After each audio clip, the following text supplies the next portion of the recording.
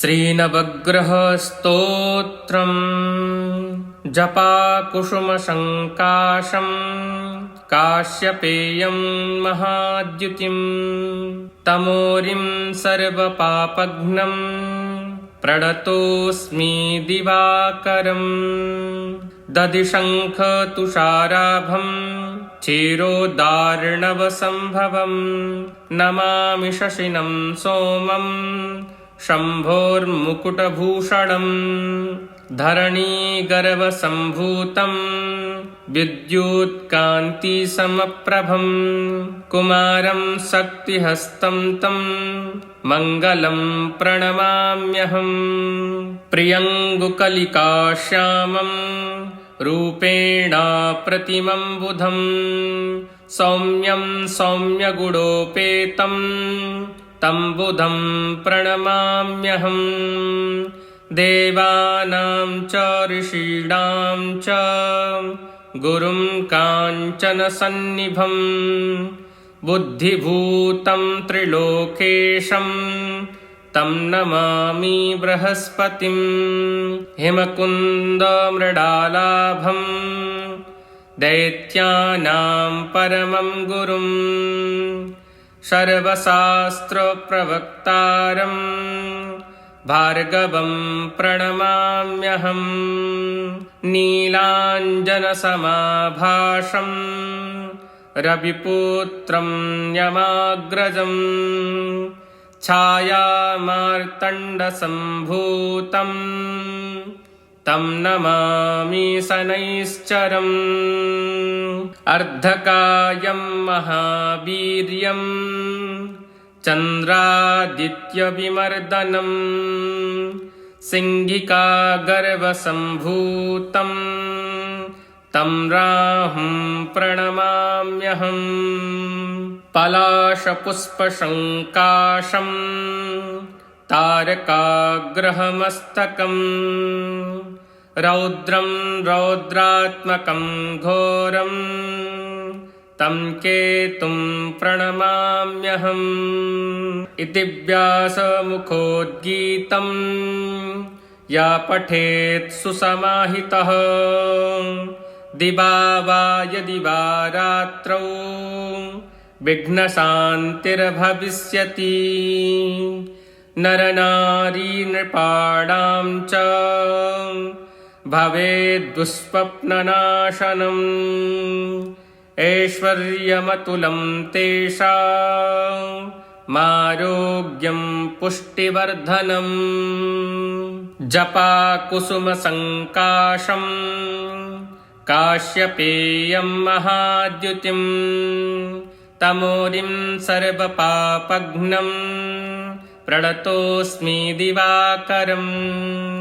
दधिशङ्खतुषाराभं क्षीरोदार्णवसम्भवं नमामि शशिनं सोमं शम्भोर्मुकुटभूषणं धरणीगर्भसम्भूतं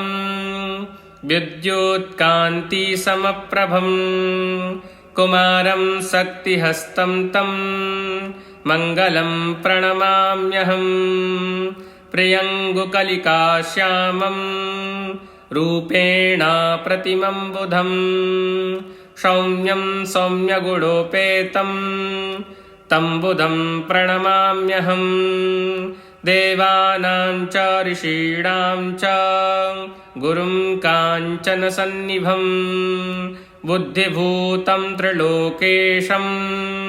तं नमामि बृहस्पतिं हिमकुन्दमृडालाभं दैत्यानां परमं गुरुं सर्वशास्त्रप्रवक्तारं भार्गवं प्रणमाम्यहम् नीलाञ्जनसमाभासं रविपुत्रं यमाग्रजं छायामार्तण्डसम्भूतं तं नमामि शनैश्चरम् अर्धकायं महावीर्यं चन्द्रादित्यविमर्दनं सिंहिकागर्भसम्भूतं तं राहुं प्रणमाम्यहम् पलाशपुष्पसङ्काशं तारकाग्रहमस्तकम् रौद्रं रौद्रात्मकं घोरं तं केतुं प्रणमाम्यहम् इति व्यासमुखोद्गीतं यः पठेत् सुसमाहितः दिवा वा यदि वा रात्रौ विघ्नशान्तिर्भविष्यति नरनारी नृपाणां च भवेद् दुःस्वप्ननाशनम् ऐश्वर्यमतुलं तेषाम् आरोग्यं पुष्टिवर्धनम् जपाकुसुमसङ्कासं काश्यपेयं महाद्युतिं तमोरिं सर्वपापघ्नं प्रणतोऽस्मि दिवाकरं तदिशङ्खतुषाराभं चिरोदार्णवसम्भवं नमामि शचिनं सोमं शम्भुर्मुकुटभूषणं धरणीगर्भसम्भूतं विद्युत्कान्तिसमप्रभं कुमारं शक्तिहस्तं तं मङ्गलं प्रणमाम्यहम् प्रियङ्गुकलिकाश्यामं रूपेण प्रतिमं बुधं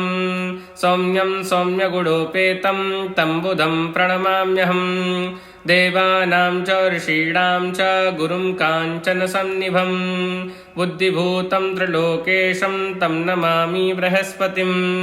हिमकुन्दमृडालाभं दैत्यानां परमं गुरुं सर्वशास्त्रप्रवक्तारं भार्गवं प्रणमाम्यहम् नीलाञ्जनसमाभासं रविपुत्रं यमाग्रजं छायामार्तण्डसम्भूतं तं नमामि शनैश्चरम् अर्धकायं महावीर्यं चन्द्रादित्यविमर्दनं सिंहिकागर्भसम्भूतं तं राहुं प्रणमाम्यहम् पलाशपुष्पशङ्कासं तारकाग्रहमस्तकं रौद्रं रौद्रात्मकं घोरं तं केतुं प्रणमाम्यहम्